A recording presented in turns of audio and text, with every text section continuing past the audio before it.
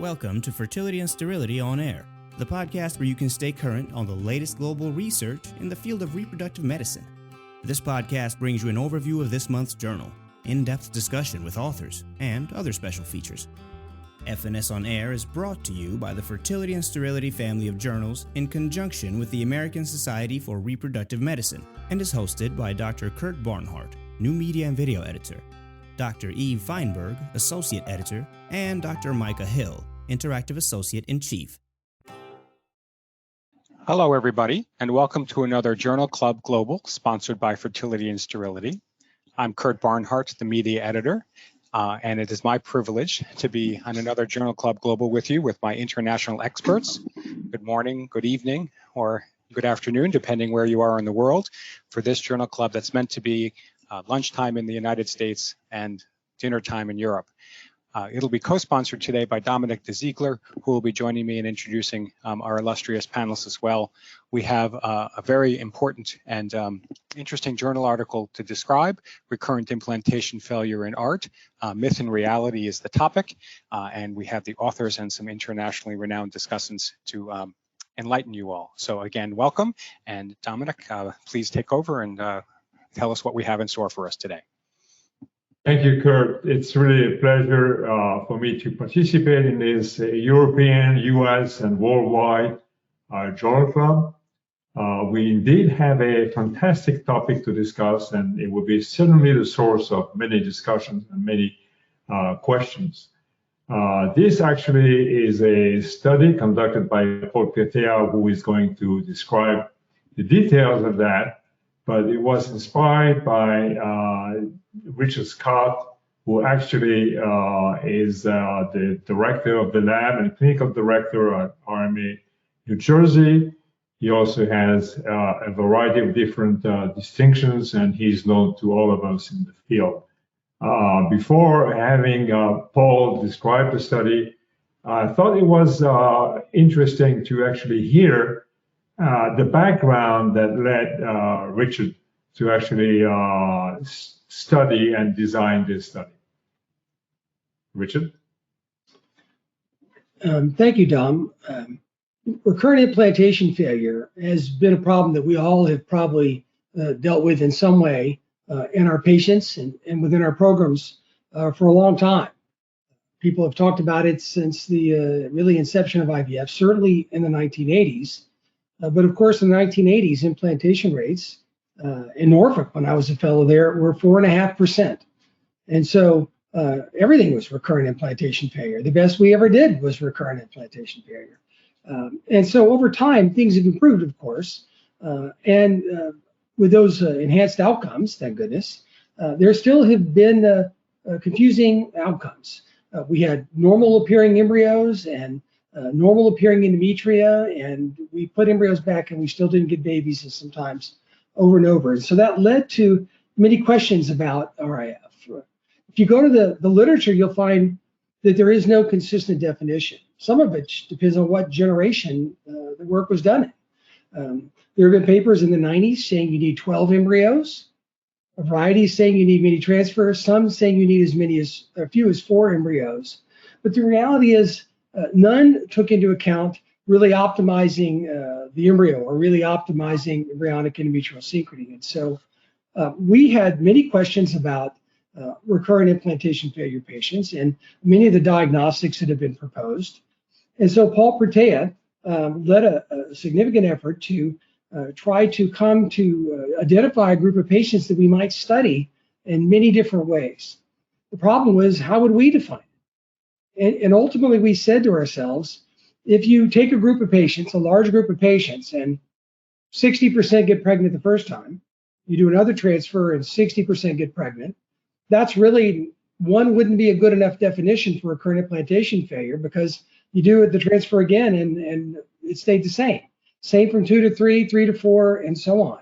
And so we were looking for a place where the outcomes would diminish, to say that residual group would be enriched with people with genuine recurrent implantation failure group to study.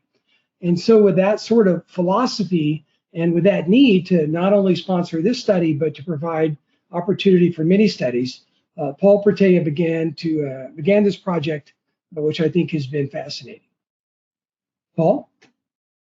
Let me just introduce Paul for a couple of seconds. Paul is a talented doctor who actually, I did only one thing good for him, advised that he does a research fellowship at Richard's Place. And now he's back with us in Paris. And Paul is going to talk about the study he conducted while being at New Jersey RMA. Paul.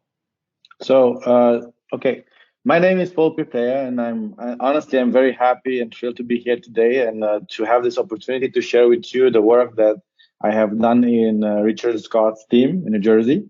So today I'm going to talk about the issue of recurrent implantation failure, and I know it's not a simple one, and I know everyone can't wait to talk about it.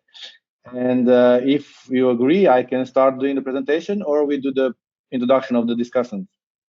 Present your work, and okay, then the discussion will come by itself. Perfect. So can you see my screen now? Yes.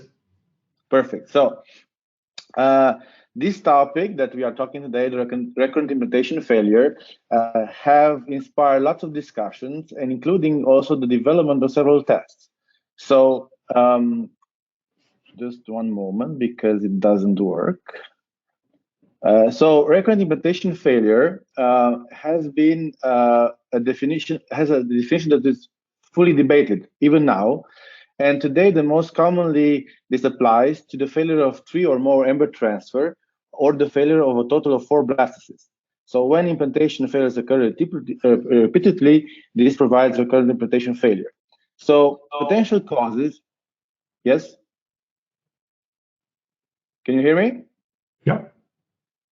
So the potential causes for recurrent implantation failure in a morphological normal uterus result from factors that either affect embryo competence or endometrial function. So numerous authors have claimed that functional alteration of the normal endometrium in otherwise morphological uterus can hamper the capacity of embryos to implant.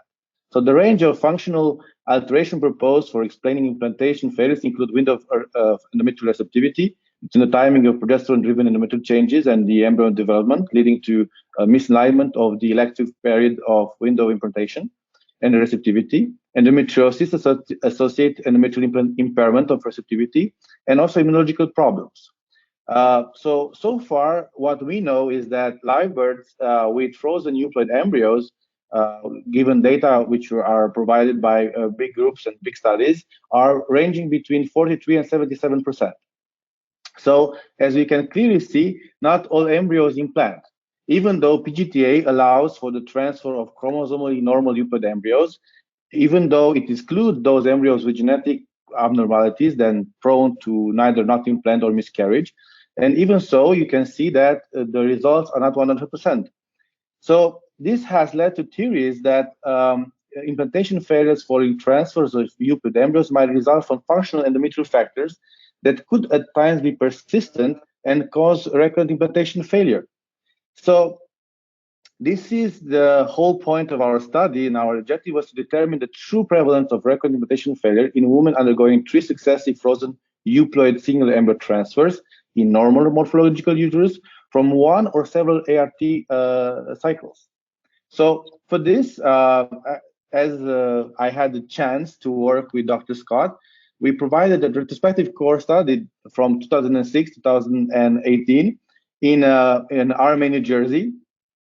We have benefited from PGTA platform that were validated with qPCR and NG8 based, and we transferred only frozen single euploid embryo transfer. So we really tried to limit and to provide that aligned uterus and correct embryo to see whether this recurrent implantation failure can be defined.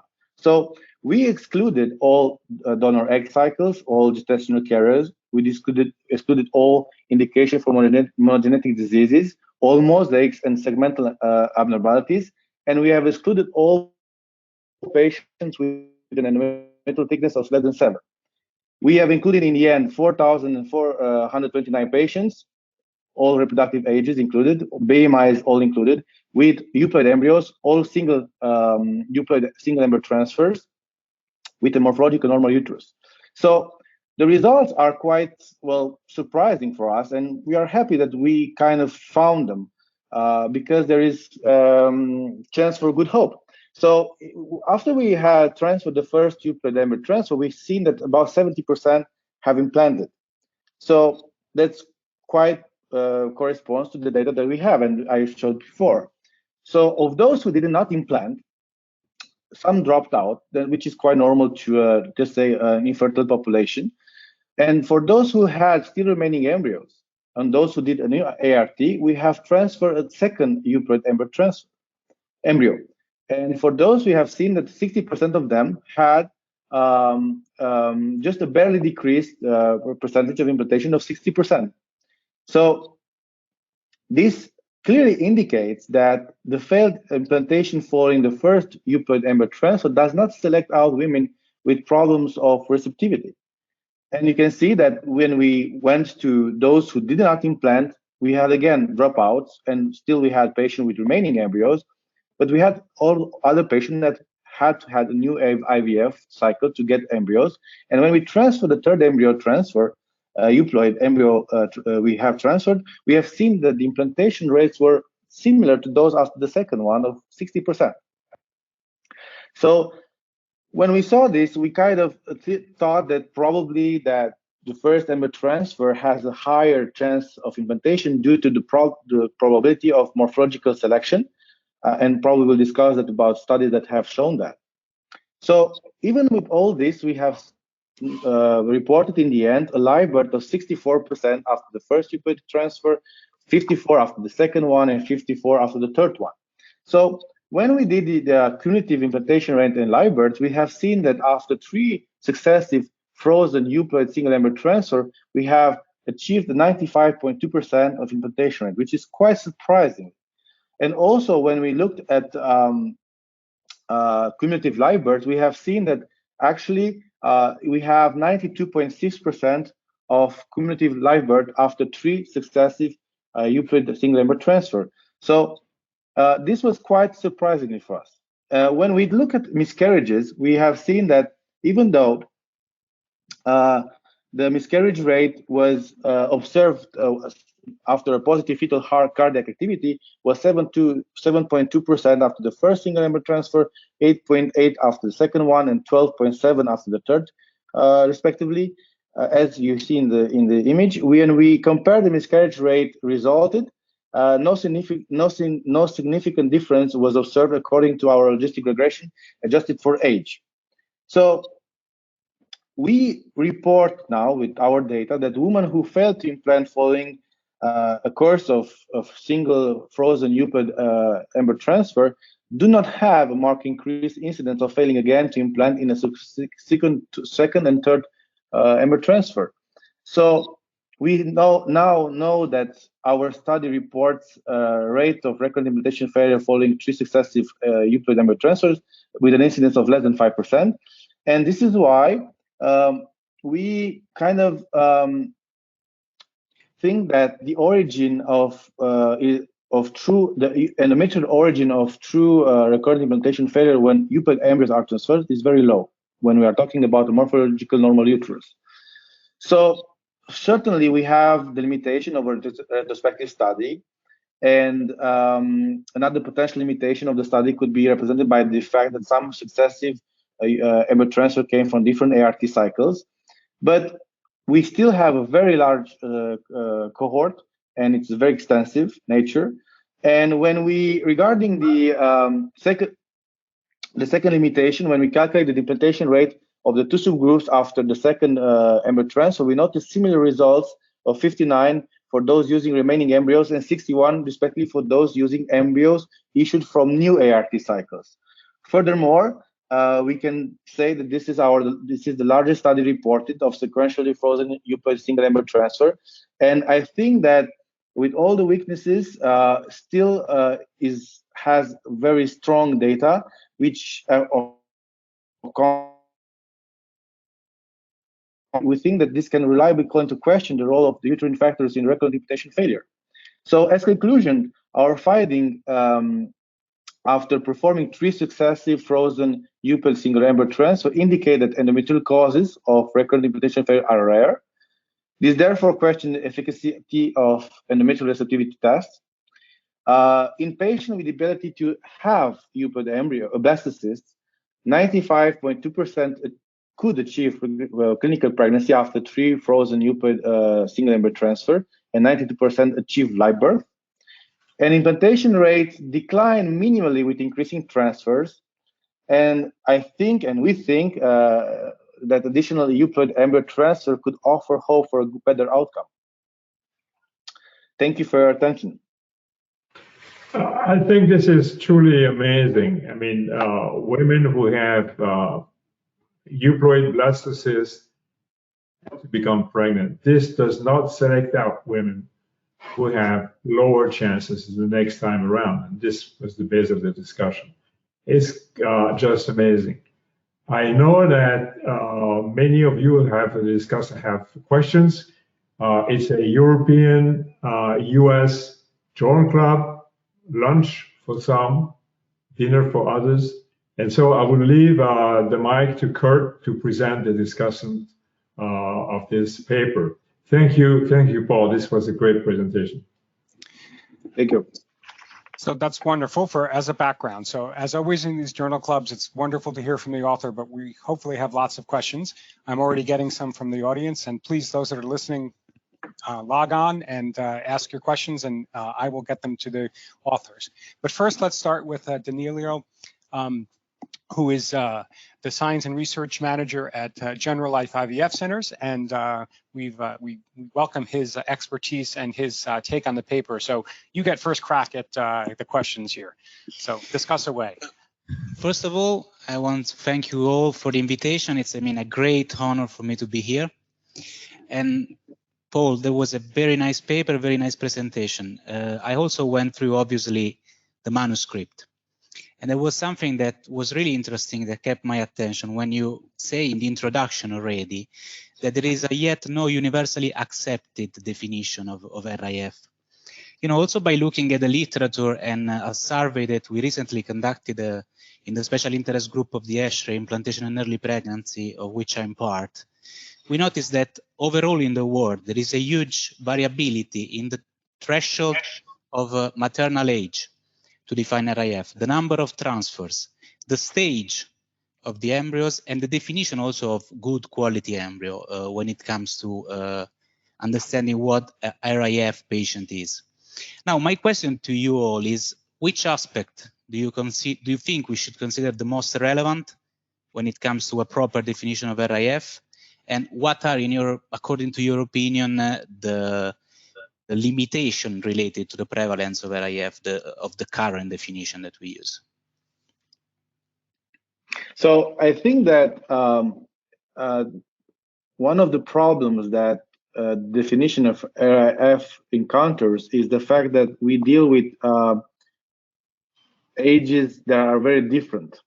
And I think that when we are talking about a patient we are talking about patients, we have to imagine that age is more important. It's also important also for the euploidy, but it's also important for synchrony. So I think that when we are talking about recurrent implantation failure, we have to take notice of the age of the person, because we all know today that some patients, and the older they get, the slower their embryos are, which can cause directly dysynchrony with the embryo and endometrium.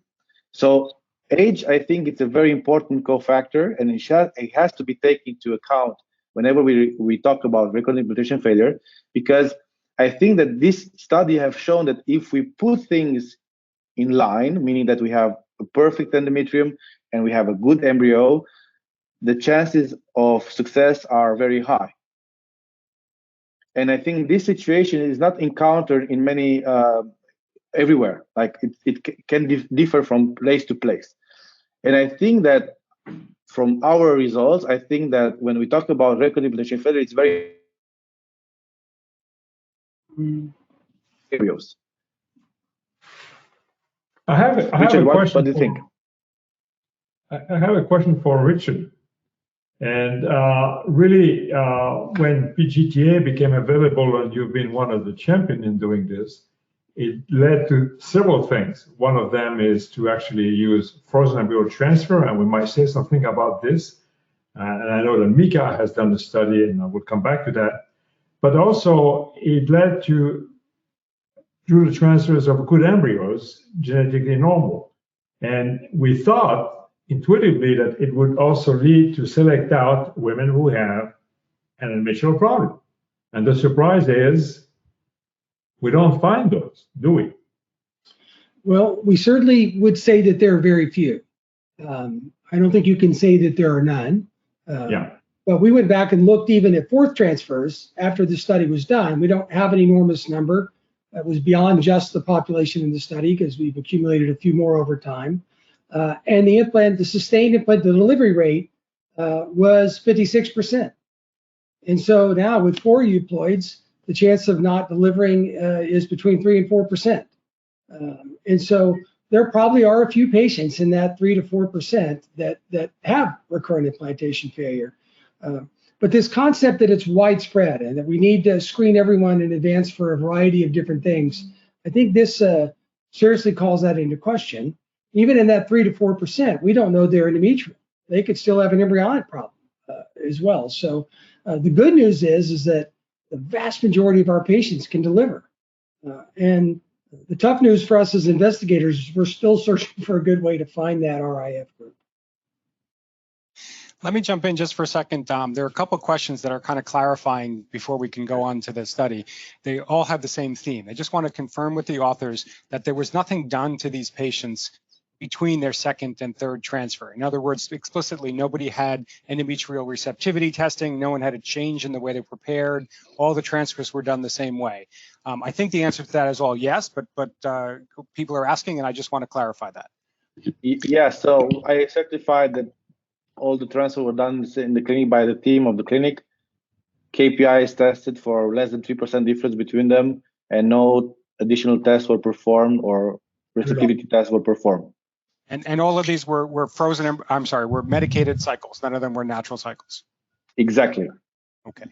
I want to go on to let Zev Williams ask a few questions. Zev is the Wendy Havens Associate Professor in Women's Health and the Chief of the Division of Reproductive Endocrinology and Infertility at Columbia University. Zev, thank you very much for taking the time to review this paper and adding your take on it as well.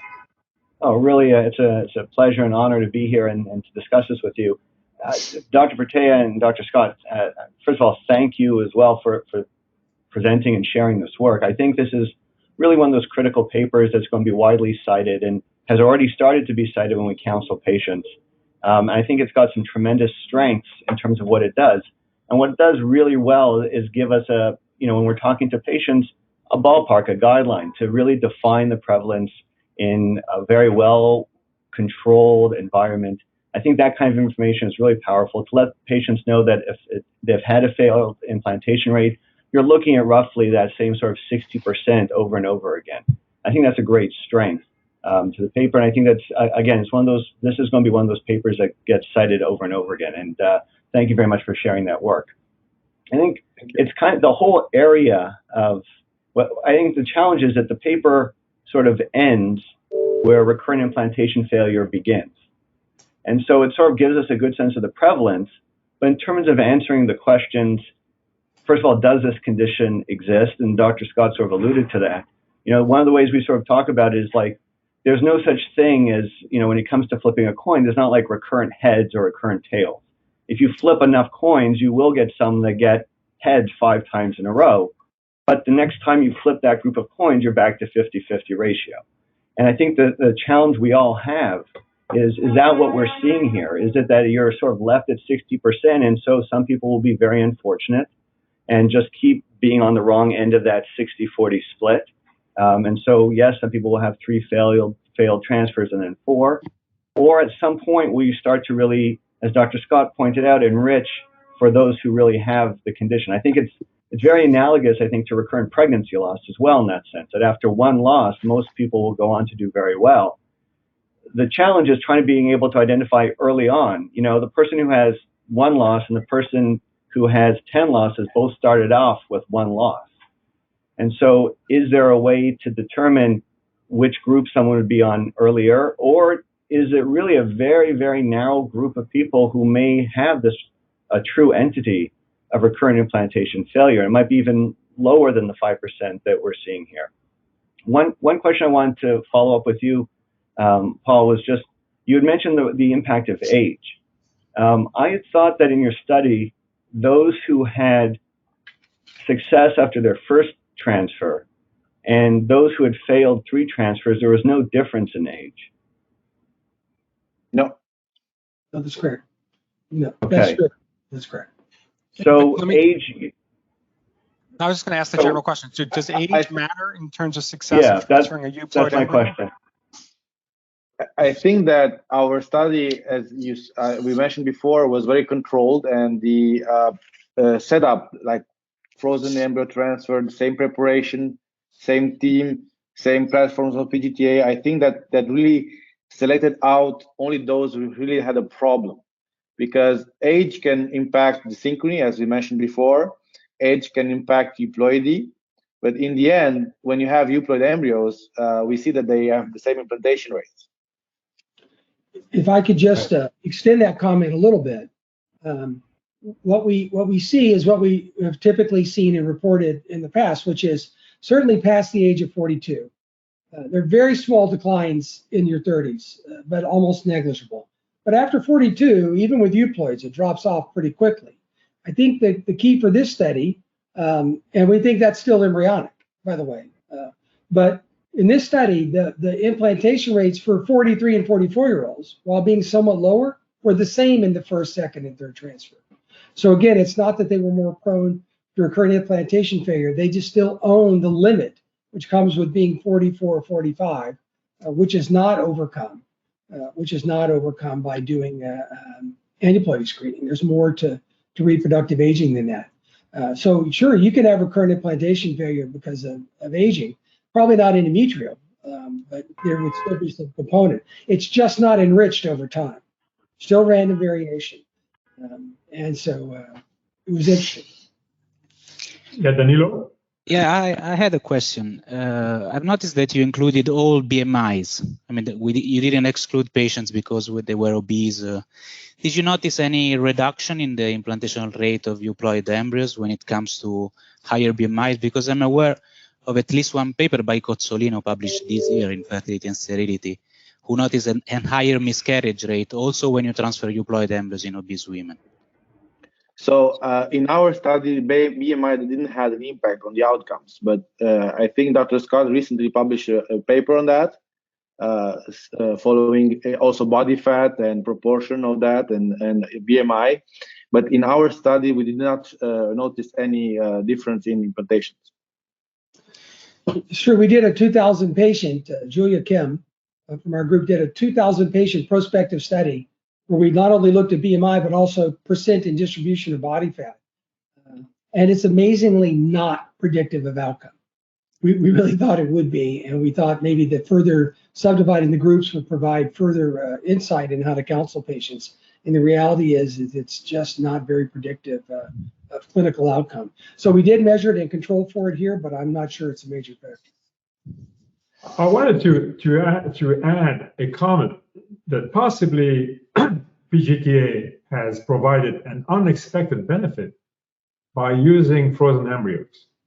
And for example, in the case of endometriosis, there were numerous reports that the receptivity was altered in the fresh cycle, as well as just in doing biopsies, and all kinds of parameters were altered in endometriosis. But when you have ovarian suppression with either the agonist or the antagonist, this alteration go away. Now we have the chance to have with us Mika, and Mika just published, it was part of a group that published an article on implantation rates in frozen euploid blastocysts of women with endometriosis. And there were no differences between endometriosis and control. Maybe because of a benefit of the frozen embryo transfer. What do you think, Mika? Yeah, I think that's very possibly that you're right, Dom. The study was by Lauren Bishop looking at surgically proven patients with endometriosis compared to controls that had male factor or were doing PGT for PGTM.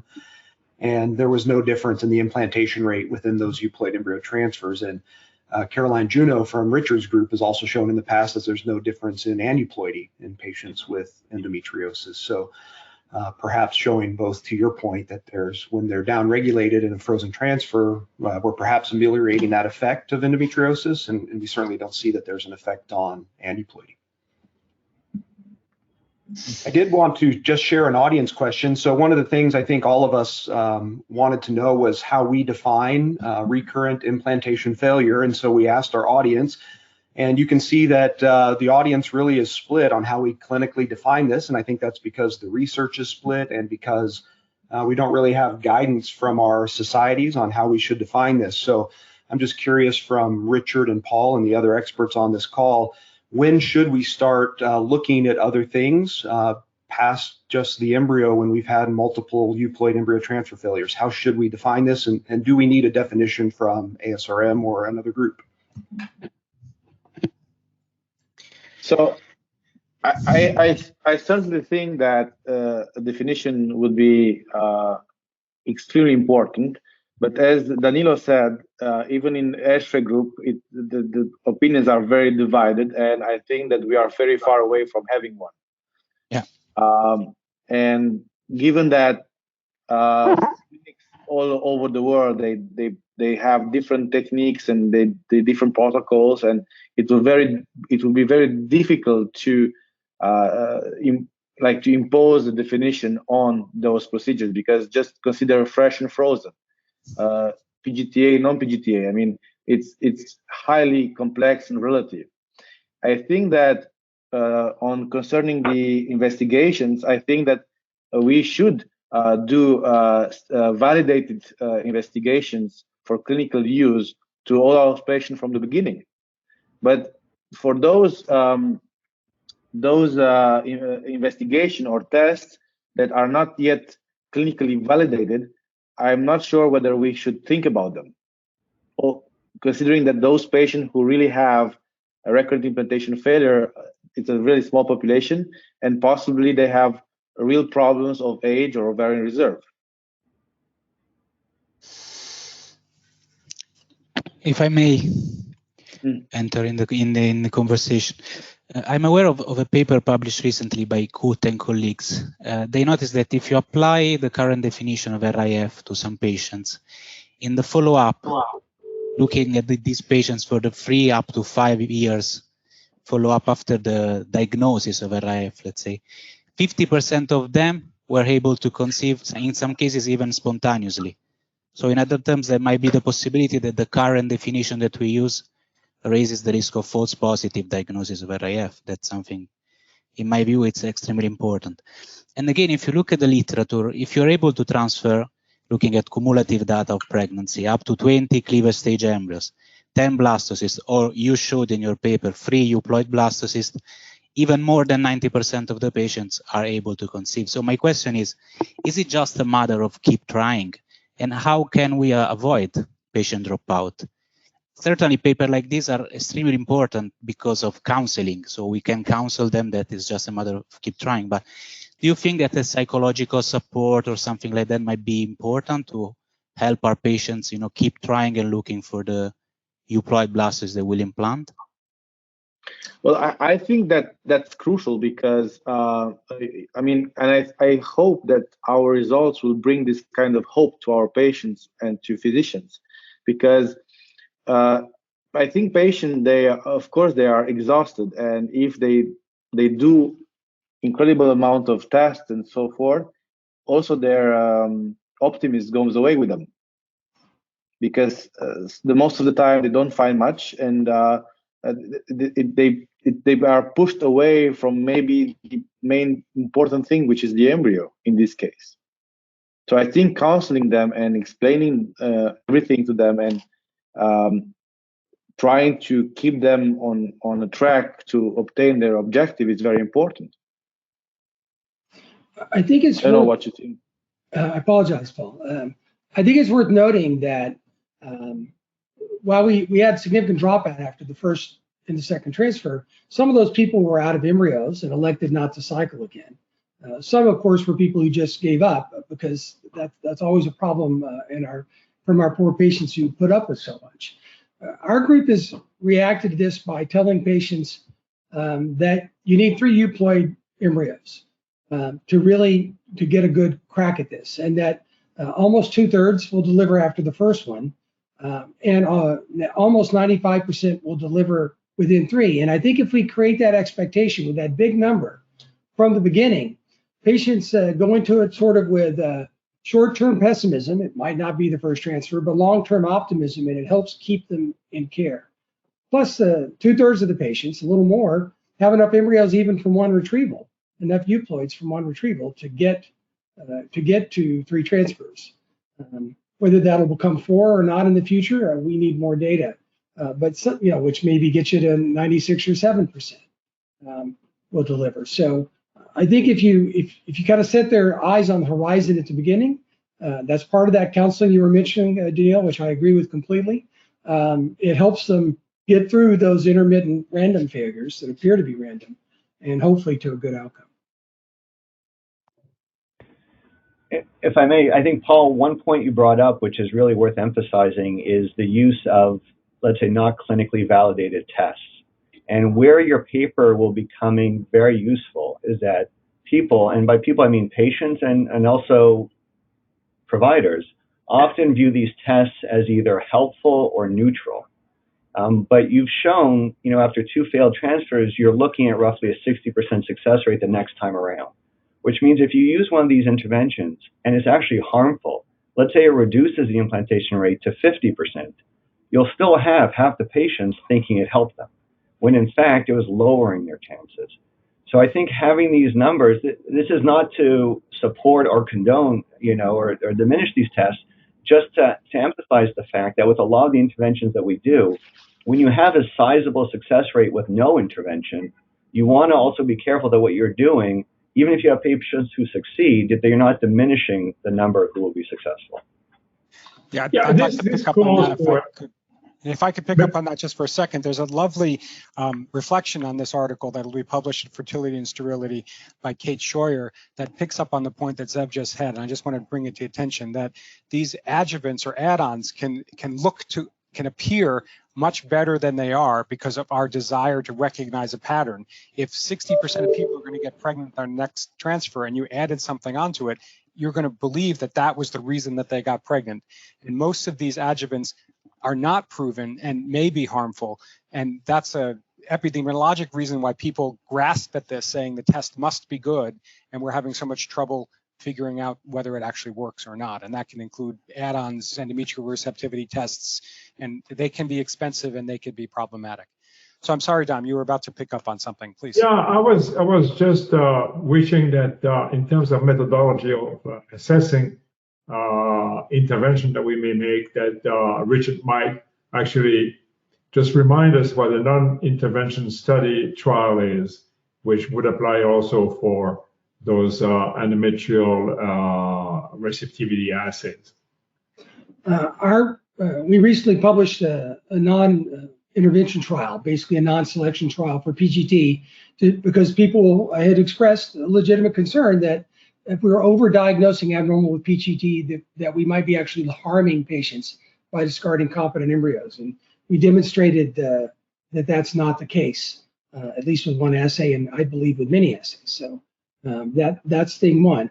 I think it goes back to speaking to whenever you do any kind of diagnostic validation, you need to look at the predicted value of the test, positive and negative, in a non-selected way, to see whether or not it truly prognosticates outcome. And that step has been skipped for so many of the diagnostics in our field. Many, not just the endometrial type tests, although they are really not as well validated. So they need to define this type of population or some other one that they think benefits. And then they need to really go and demonstrate the predicted value of this, not just because someone had one failed cycle, but because in the subsequent cycle, which comes after the diagnostic was done, to show that it still prognosticates a difference in outcome. That would be enormously helpful, at least from our perspective, and I hope that people will do that in the future. It's really just supporting what Zev and Kurt said, which I thought was awesome. Well,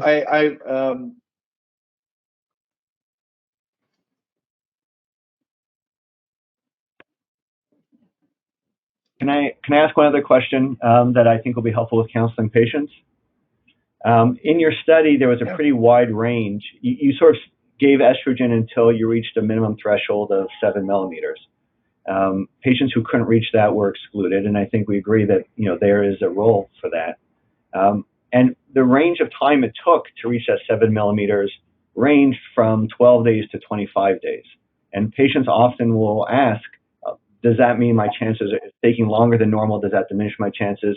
Prior literature has not suggested that it's harmful, and I'm wondering if you looked at that and if that sort of supports that kind of counseling, if your data supports that counseling. Well, as I said before, there was no difference for those who had 12 to 25.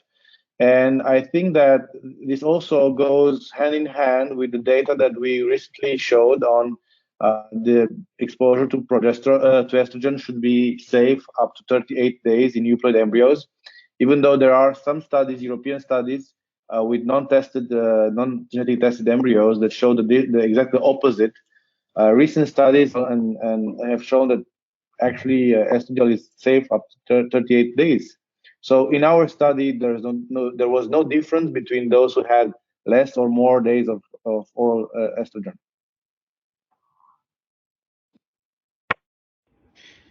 I have another curiosity. Were all the patients included in your study naive, or did they already have some experience of IVF previously? I mean, did they already went through? So from what they said to the clinic, they were naive. So from what we know, they didn't do cycles outside the clinic. But so previously, you never know that. I mean, from the interrogation of the patient, you believe what they are saying. Cannot really be 100% sure. But yeah. No, because something that we have noticed in our own experience is that when the patient has some experience of implantation failures, let's say more than 3, much because of the quality of the embryo and the day of full blastulation, if they had more than 3 previous implantation failures, we have noticed in our case a reduction in terms of live birth. So is it plausible, in your opinion, according to your opinion, that maybe not that much, but there might be some influence of endometrial receptivity when it comes to euploid embryo transfer with poor prognosis patients that already had some, adverse event? Well, it depends. We are talking in fresh, frozen, fresh.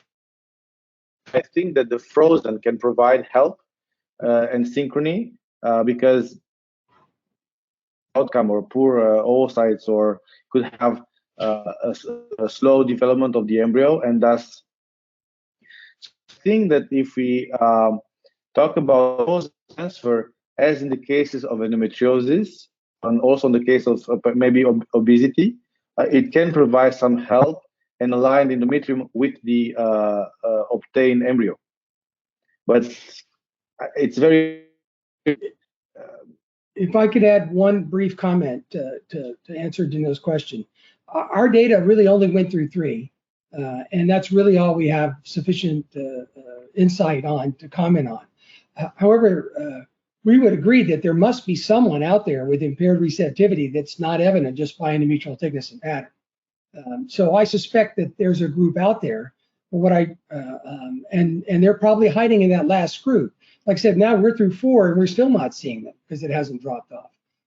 But there probably are out there, and we don't know exactly where they're coming from. And we just still need to seek better ways to find them. But I would certainly not say these data can say that no one has impaired receptivity. That would be too strong, and we would not want to imply that. I think this study also supports very strongly the replacement regimen that has been used for the frozen embryo transfer. There are now lots of discussion as to whether you want to use different approaches, natural cycle, or slightly stimulated cycles for X or Y reasons. But here, the simple estradiol and injectable progesterone doesn't seem to be able to do any better than that. You want to comment, Richard? We have looked, I think, in 3 different studies, internal studies, over the years at what we call synthetic cycles, estrogen replacement, progesterone replacement versus natural. And we continue to find really no difference. And I mean, it's just shockingly how well aligned they are. You can always argue a single patient is different than a population, but the reality is we find no advantage. And that means you can use a natural cycle if you were really inclined, but our patients never seem to ovulate on the day they want their transfer, and they always want to negotiate a compromise, and it is highly problematic for us in terms of logistics on their part, not on our part. So we really prefer replacement cycles and feel that the outcomes are just as good, at a minimum, just as good. Zeb, do you have further thoughts? Well, I think one of the things I want to just, 2 points. One, we were talking about sort of the definition of recurrent implantation failure. And I think it's important to keep in mind when we come up with a definition, what type of a definition we want. You know, if it's descriptive, then by definition, 2 failures is repetitive, and that's recurrent implantation failure. If we want a definition that's functional, it would sort of be, okay, after how many losses are we worried that we need to start doing a workup? And that's still different from sort of a biological difference, which is sort of saying after how many losses have we pinpointed that now we're in the group that's selecting out for something. So I think you're going to get very wide skews of the definition because there's different ways of coming up with the criteria for how we define it. Is it just based on the language? Is it based on when we would recommend doing some sort of an evaluation? And, you know, I think it does beg the question of what sort of evaluation tools do we have? And the last is, at what point are we actually saying, no, this defines someone who has a biological impairment. It's not just a matter of chance. So I think that I just want to add into the discussion. And the last thing is, when we're talking about the factors, like it's true, we talk about the uterus, we talk about the embryo. There are other factors, of course, that we're all aware of that play a role in it. And one of the ones I wanted to ask about is every once in a while you will encounter a cervix or some other issue that makes it much more challenging, much more difficult case. I don't know if you were able to pull aside, you know, there's the operator, the person who's doing the transfer, but there's also the environment, the cervix and other situations. Were you able to pull out those cases where the transfer itself may be more technically challenging and to see if there was a difference? I'll take a crack at that. In this study, we really had no one that which is a big number to have no one. I want to confess that, but they really fell into the range where we had difficult transfers. So we had to use a stylet or do something else manipulative. However, we have those patients too. Absolutely guilty as charged. And anytime we have something where we have to change our basic approach to transfer, our outcomes diminish. So at least in our hands, if we can't get this done, we can go slow and take our time. And maybe it's a couple of 3 passes, but we can't get it done using the basic technique that we probably all use, then our outcomes are impaired. So that certainly could be a cause. And I would hope people would do something after one bad transfer on that one and not wait for multiple ones. Yeah. Thank you. So our audience is very pragmatic. The questions we're receiving are basically in 3 categories. One, I'm just going to dismiss off the top. No, this paper has not defined a new definition for recurrent implantation failure at 3 transfers. So that's as far as the paper could go, but it is not making a new definition, and I appreciate the comments of other people wanting a definition.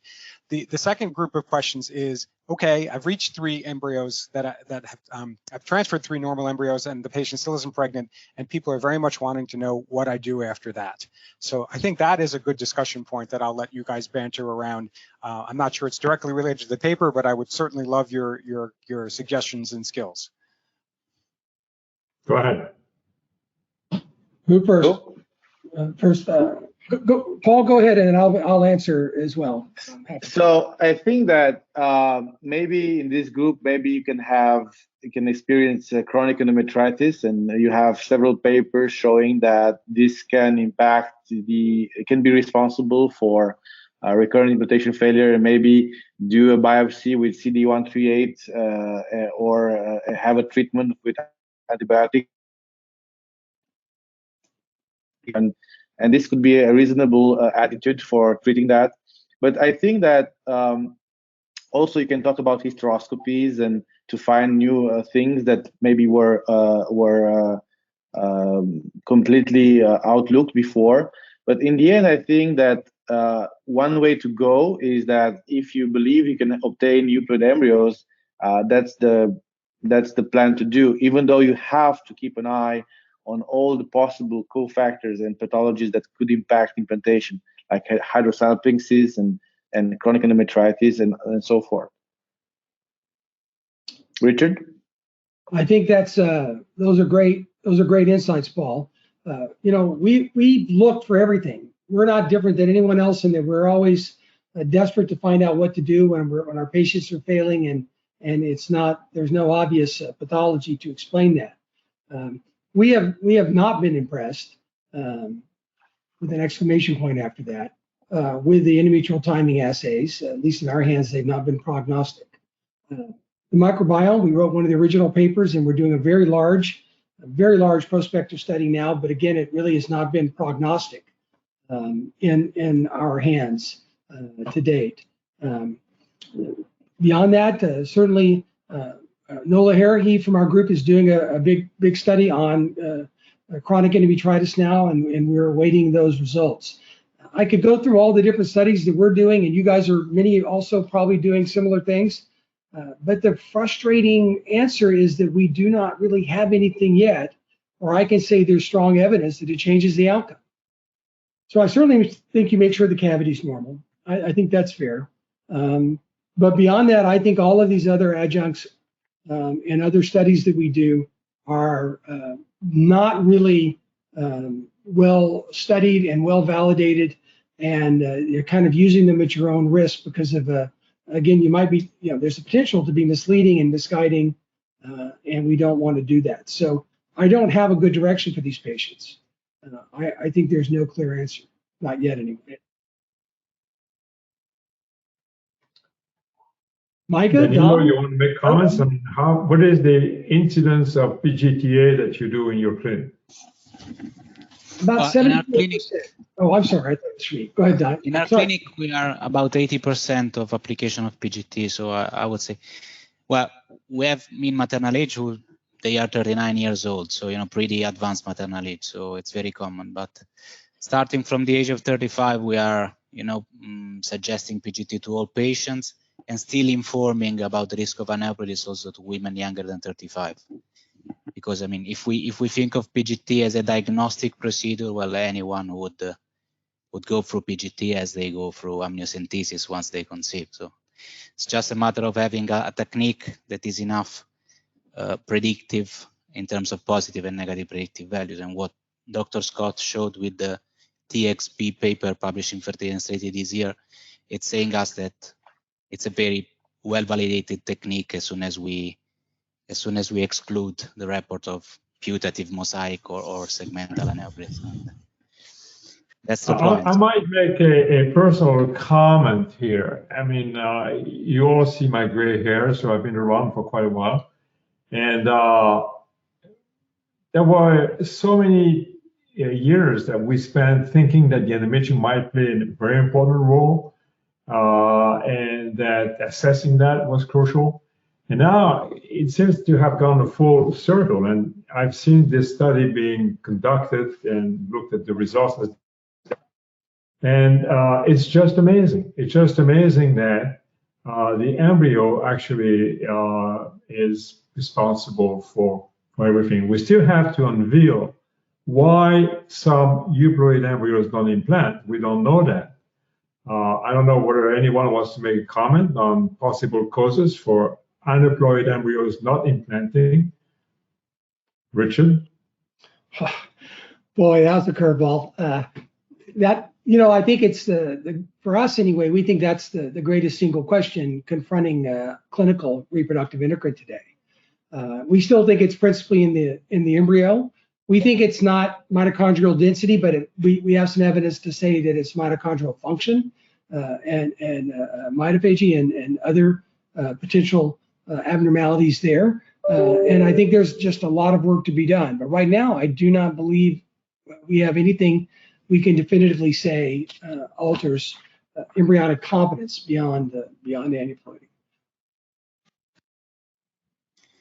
Zev, you want to make a comment? I mean, you came up with interesting questions on what we got with the transfers of euploid embryos and the success rate and the vanishing role of the endometrium, and so to speak, to this study.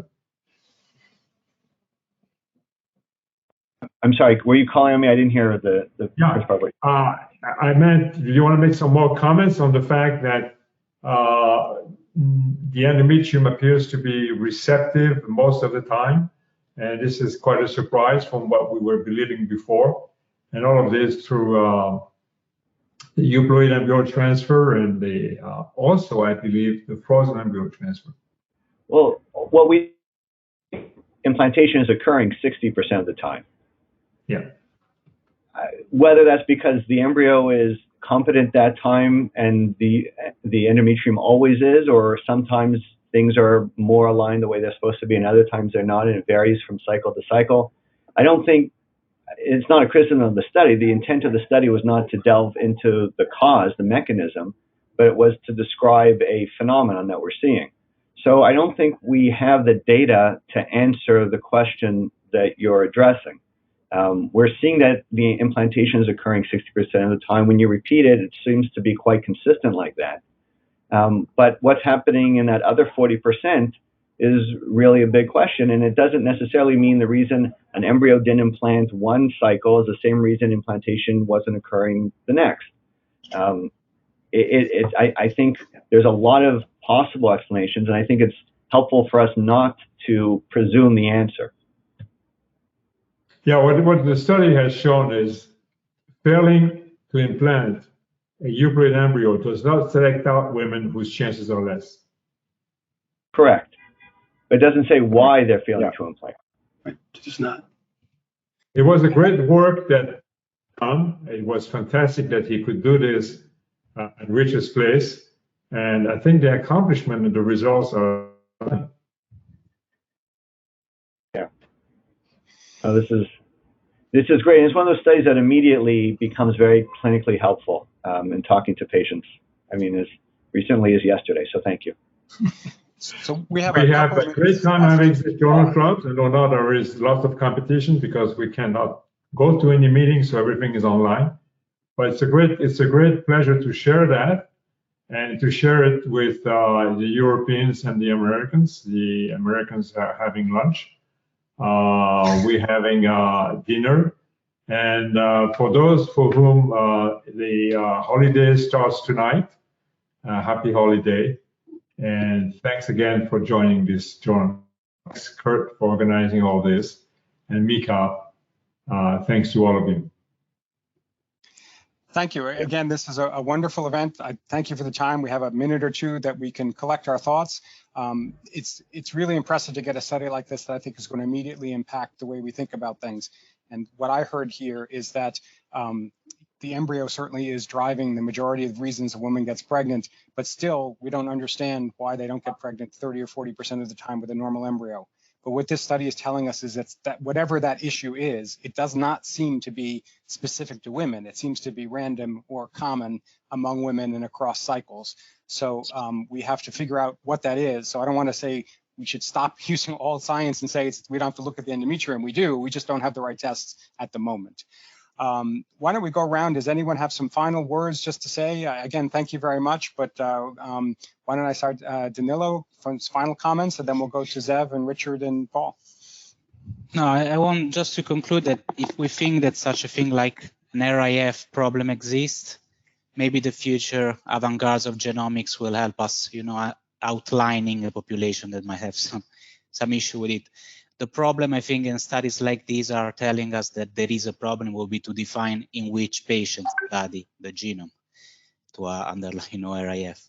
But I think that, there is a lot to study in our field, luckily or unluckily, depending whether you're a basic scientist or clinician. but definitely we're looking forward to it. Yeah, I want to echo that. I think what will be exciting would be if we have a journal club like this in 10 years from now, and instead of it being 60%, 60%, 60%, it's 80%, 80%, 80%.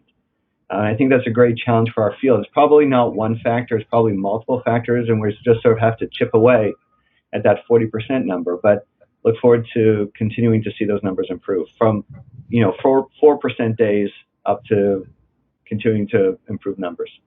However, Zeb, if it were to become 100%, we might not be there to talk about it anymore.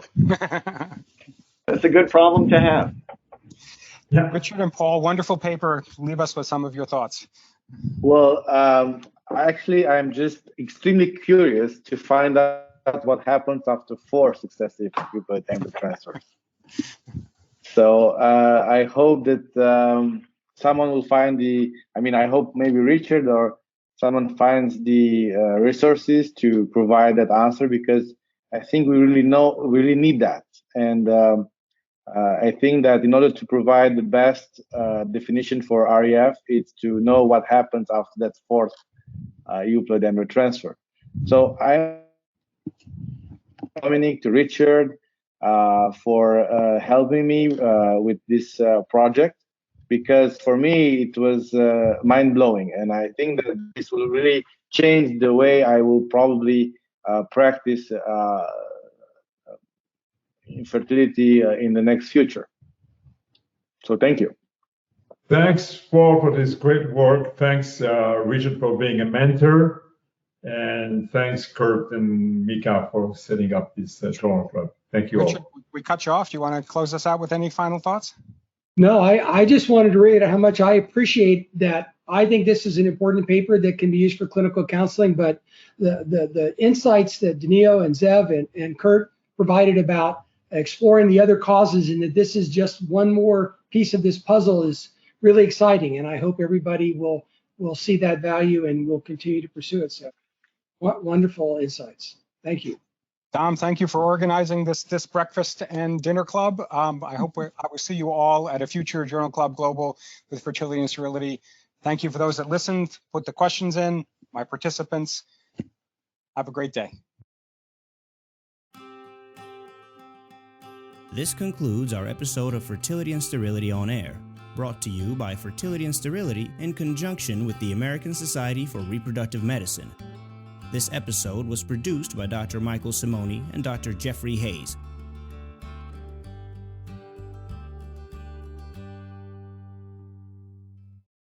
This podcast was developed by Fertility and Sterility and the American Society for Reproductive Medicine as an educational resource and service to its members and other practicing clinicians. While the podcast reflects the views of the authors and the hosts, it is not intended to be the only approved standard of practice or to direct an exclusive course of treatment. The opinions expressed are those of the discussants and do not reflect Fertility and Sterility or the American Society for Reproductive Medicine.